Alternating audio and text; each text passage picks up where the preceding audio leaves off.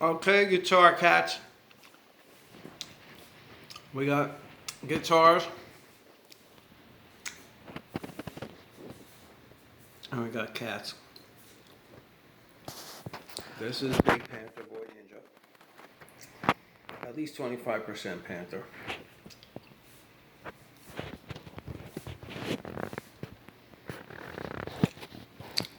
I'm calling this one Ginger. Gingy. She's the most gingy of the litter.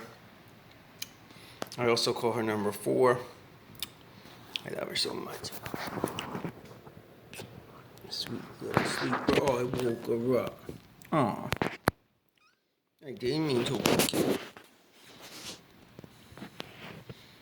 Yeah, you're the cutest. Right back to sleep. Okay, it's nappy hour. But, alright, we got guitars. We got Strats, Clarys, Mitchells, Paul Reed Smith. The problem is, not that I got a double rail on my Strat, my American Strat. It's a 94, 95. It's the 50th anniversary year, whatever that was. I guess 96? I don't even know. I don't even know my years. I'm forgetting. But look at this. Where's the Dean? We got half the Dean. All right. Still says Dean. It's about half a headstock there. I mean, I don't love the shape, but I don't hate it. It's actually pretty good. And it's kind of small. It's kind of Paul Reed Smith-ish. Almost. I'm thinking kind of like the Mitchell.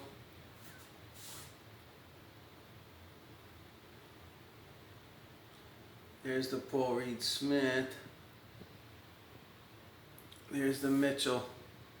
So, kind of similar, right? But I just wanted to make it small and lighter. It had crazy neck dive. Part of the problem with the neck dive is this finish. They got like 42 layers of finish on here. Okay? It's smooth. It's thick. I kind of hate to remove it. I don't even like painted necks. But, it's got a great feel to it, very smooth, very solid, very protected.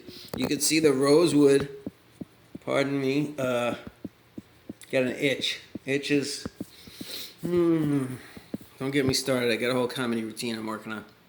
All right. There's the strap button, which I might remove. We might put it on the new horn. All right, but there's the finish. I'm going to leave it on the neck pocket and leave it like that. But yeah, there's the side. You can see the rosewood on the inlays. It's really polished up nice. The finish comes right into it. So removing the finish on this neck, I just got to be a little bit careful, I think. It does feel like there's extra room on there. So if I take it down, I think it'll be smooth. Right, I don't want to dig into the fretboard too much. But it seems like it's higher than the fretboard. But there's so many layers when I take it down, it will drop down. And so I'll end up sanding probably the bottom of this fretboard, which I love the shine and the poly they got, at least on the sides of it. I don't know if I took it off the middle or it was just worn off. But it probably had poly across the whole thing originally. And I like the way it's shining. I mean, I don't know, not a lot of people are putting poly on their rosewood. I was thinking to just put some linseed oil, boiled linseed oil. But anyway, that's the shape of the neck. If I take the finish off, I think it'll even have less neck dive.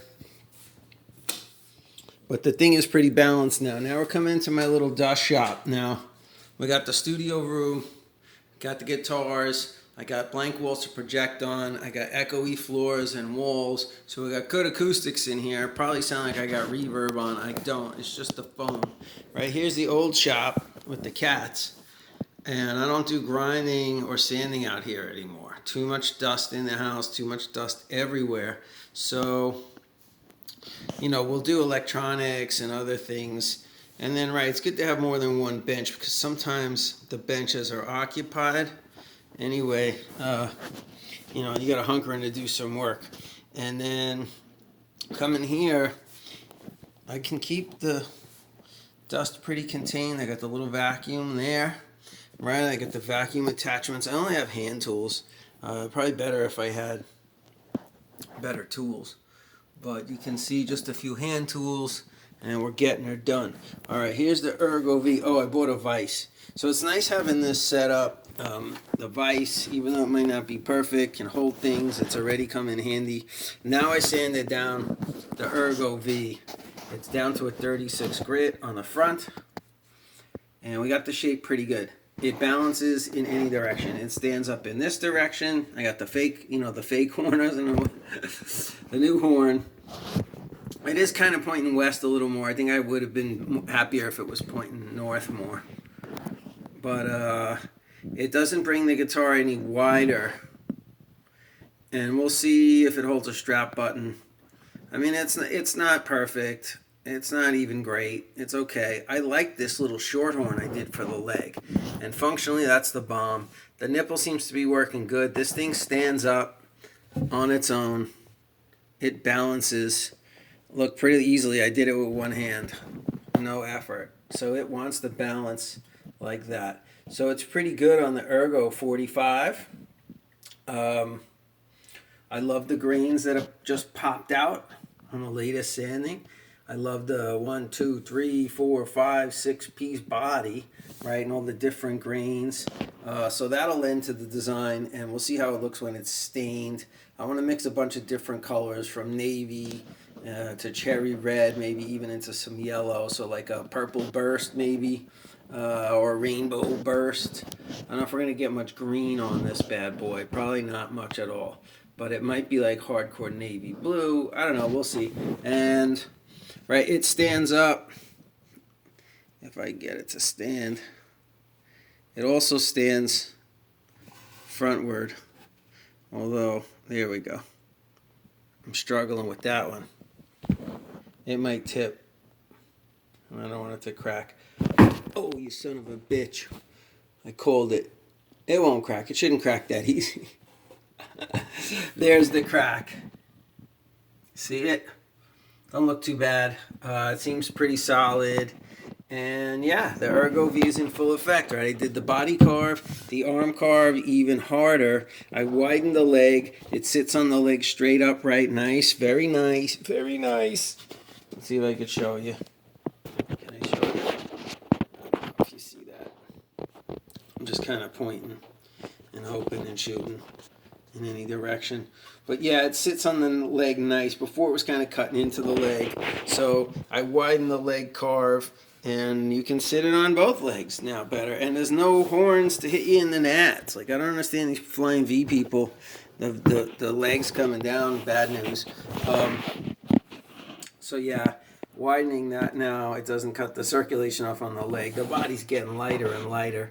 And I'm thinking 2 silver humbuckers, like the Mitchell guitar, like a Gibson kind of style. I still have some gouges in the body, so I'll probably hit it a little more with the 36, maybe an 80. An 80 will probably take that down. That's the biggest one. But I'm down with 36 grit. We're looking pretty good. The back, pretty good too. A little rough up on top. And you can see we got the sun and the moon. So the dowels I had to put where the holes were coming through. The body's too thin. I did the body carve, and those are the pickup holes. They made room extra. They took out extra material from the pickups to accommodate, I think, a longer screw or some other kind of radical pickup or something. I don't know if you guys can really see in there, but jeez, there you go. Big holes. And then I filled in this side with some wood putty, because those are the sides, right, that were coming out the back. The body was so thin there. My body carve started poking out the back at the moon. So I filled in one side with the dowel, and then the other side I just threw some wood putty. So it's solid. It's thin. It's light. And it's Ergo. I mean, it sits on my leg this way nicely, like a little piggy. Nice little piggy. It even balances. Well, it's a little precarious, but it'll balance like that too. And be a little piggy. And sits on the leg nice. I mean, it's sitting on the leg nice, like a real Strandberg or something. So yeah, I'm pretty excited about this project. I'm gonna get some new dies. I think we're just about ready. A little more sanding. I'll get it down to a 120, and then we'll start trying to put a finished design on here. On the back, I'm thinking I got the sun and the moon, and it'd be like a black hole sun. And then maybe the ocean down below, and I can do like a big fade or a burst, and then maybe a dark black and navy sky up above. You won't see the black and white. That'll be under the plate, and that's silver. And then I have a black plastic for the electronics control panel. I don't like it. I'm going to probably make a wooden one, and that'll be a good video to show on its own. So we're 11 minutes in. I'm pretty ecstatic. I mean, look, there's even grains popping on the nipple. Makes me like the nipple more. I was hating the nipple, trying to shave the nipple down, but look at that grain popping. So if I get some good stain on there, it's probably going to look terrific. As far as the line where I glued it on, I don't know. I kind of wood putty filled it. I guess I could fill it more. Yep, I did a shitty job. So I could fill it more. And then try to hide it with the stain. But so far so good. I think we're going to have a great ergonomic daily,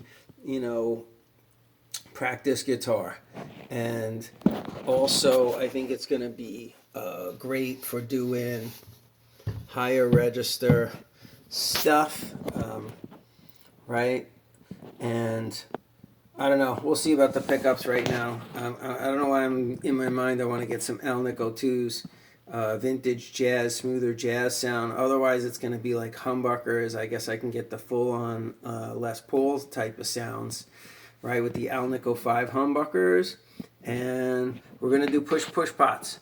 So I'm going to have to move one of those holes. But we're pretty good. So that's it. That's the update. Hope you're enjoying the videos. Hope you're enjoying the reckless enthusiasm to destroy a guitar. I've spent so many hours sanding and grinding and shaping this body and this guitar and repairing this guitar. Definitely not worth it. I think, I don't know, it might be easier and better. I'm thinking to get more Glaries, more Strat style bodies, cheap Strat style bodies, and then Strandberg those. Like the Flying V, I don't know. If you like them, God bless you. I'll sell them to you, but I couldn't play it. I don't know. I couldn't see it. It wouldn't sit. You couldn't sit with it. You couldn't, I don't know. You couldn't play. It was unplayable. So now we got a playable, and I think it's going to be super awesome. Yeah, I think it's going to be super playable. We're going to have a great guitar here in the end, even though it was from China. But yeah, way too much work to take off all the finish and everything. Would have been easier to start with a fresh neck and, like I say, maybe a Strat style body. This is cool because it's tiny and it's going to be super light. So yeah, I think it's for a first project, it's going to be pretty awesome. And I'm kind of new to these bridges and the bridge poles, and then you got that whole neck angle is weird. I would change it, but then I got to shim the neck, and I was going to put more of a Strat style bridge, but I think that's too much. We'll leave it more like this, humbucker style, and then maybe I'll just go out and go 5 humbuckers, full on metal. Let me try to make it like a metal guitar. It has a metal horn, right? It's got a metal heart, this guitar. So I don't know where the horns came from and shape, like they just came out of thin air. But I did want to, brace that crack and the neck pocket, the non-existing neck pocket. I'm tempted to put more wood on the other side, but that's where your cutaway is. Unless I put a thin little film of wood, which isn't going to strengthen it much, it's going to, maybe deny access. So for now, it's good. The neck fits in there way better. I think we're going to be good. Since I made that adjustment, I haven't put strings on it and intonated it yet, but before I put that horn on there, it was good. We had the intonation pretty good. We had the action, the setup really pretty good. And It was at like 1.75, so less than 2 millimeters on the action height. So this guitar is meant to have low action, and it's pretty solid. I was worried about the cracks. You know, I don't know if somebody smashed it or whatever, but it seemed like most of the cracks were just in the finish. So little by little, it's evolving. The finish is gone. Yeah, I'm excited. I think we're getting close to putting this bad boy back together. So we'll see you on the next video. Should be looking pretty cool. Did I forget anything? Probably a million things. We got the body carve. We got the leg carve better balanced. I changed the angle a little bit so it sits way more comfortably on the leg. It's really kind of working. So, I mean, I've been looking at the Strandbergs and the other guitars out there, the ergonomic guitars, and Andre Flood's big at reviewing them, and you know, I could see how close I am, right? Like this is kind of close to an ergonomic practice guitar body, a small little body. Yeah, I think it's gonna work. I mean, we'll see once I get some strings on it and I live with it. You know, I might hate it. I might hate that angle. It might dig into my leg. But it's light. I think it's gonna be my best practice guitar.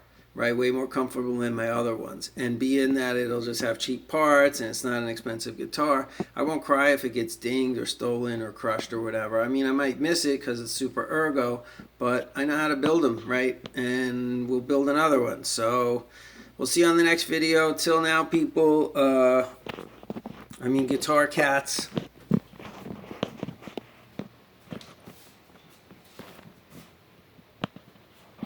Happy 4th of July.